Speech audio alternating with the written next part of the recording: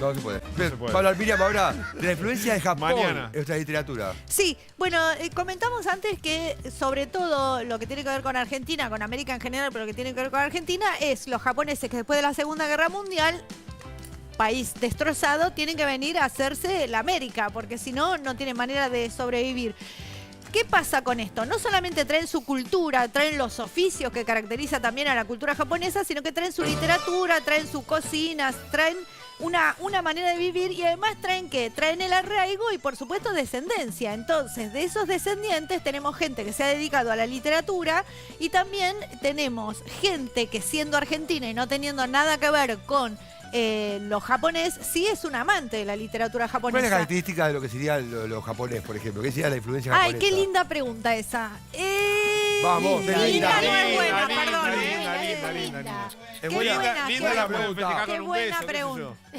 Bueno, Linda es doblemente buena, casi porque on fire. además de Un ser beso, buena, es Un abrazo, bella. algo Es bella, lindo. es bella. Sí, Es sí, buena, es buena. una bella pregunta, porque en general lo japonés tiene que ver con mucha sexualidad, cosa que en general no se tiene en cuenta, pero ellos tienen mucho desarrollo y mucho discurso sobre la sexualidad, también sobre lo monstruoso, como sabrán las películas de terror, por ejemplo, los japoneses ellos tienen una cultura de los De fantasmas Godzilla, que hay. de los monstruos No, y gigantes. que además, los animes. sí, pero además los fantasmas, por ejemplo, tienen distintos tipos de fantasmas de acuerdo a la manera en que muere la Ay, persona. es tremendo. Genera un fantasma diferente, pero sobre todo tienen una cultura de pocas palabras, de mucho sentimiento profundo e interno, de mucha reflexión frente a la vida, sobre la existencia, sobre cómo entregarse generosamente a esa vida. Digamos, hay algo de profundo, hay algo de sensorial, Sí.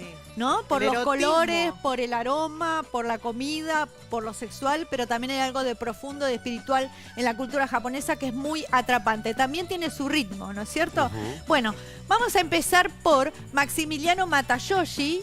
Él es argentino, nació en Buenos Aires, pero obviamente desciende de japoneses. Esta novela de editorial Conejo se llama Gaijin, que quiere decir extranjero, y es la aventura de un niño, porque es un niño, creo que tiene 9 o 10 años, cuando debe abandonar Japón, porque si no se va a morir de hambre. Lo sube su mamá en un barco y ahí empieza su travesía. Ustedes recuerden que en aquellos años, en mitad del siglo XX, la adolescencia era algo que estaba más o menos registrado, pero un niño podía tener ningún otro remedio más que crecer de golpe y sobrevivir. Seguro. Así que esta es la aventura que tiene el protagonista de esta novela, donde en ese barco se va haciendo de otros amigos que tienen otras historias, otras vidas, hasta que finalmente llega a Buenos Aires. Eligió Es Buenos hermosa, es hermosa esta novela, Gaijin, extranjero. Esta es una nueva novela de Martín Sasia Kawamichi, siempre me cuesta pronunciar, Kawamichi. A todos. Es el de Otaru, que dijimos que ya habíamos recomendado acá. ¿Qué es Yunga? Yunga son... Es lo que se usa en la playa de Brasil. No, No. eso es Zunga, eso es Zunga. Esto es un poquito más interesante. Esto es un Escuchando poquito... acá. Esto es un poquito más interesante. Yunga es un poquito más interesante porque son las estampas pornográficas japonesas. Apa. Yo le pasé a la producción algunos ejemplos apenas eróticos porque verdaderamente son estampas pornográficas. Son los dibujos clásicamente Pero el Kama japoneses Sutra. que recomendamos, que reconocemos, pero estos no tienen la genitalidad. Ustedes saben que si es pornográfico tiene genitalidad. Gracias, Miriam, porque no correspondía hasta ahora. No correspondía hasta ahora, pero para que se den una idea, Yunga es eso. Bueno, en esta novela transcurre totalmente en Japón, no es como Otaru, que transcurría en Buenos Aires. Martín en esta viaja al momento en que una mujer fallece, el marido quiere velarla con 3 lloronas en su casa y a partir de ahí comienza una historia de aventura porque estas mujeres están como secuestradas por otro señor japonés, ¿sí? Y además, ¿qué pasa después una vez que las consigue con ese tránsito de 3 mujeres llorando por su casa, ¿no? Ahí empiezan los roces, empieza... Bueno, hay muchas relaciones entre ellos, no les quiero Sexuales. adelantar, sí señor.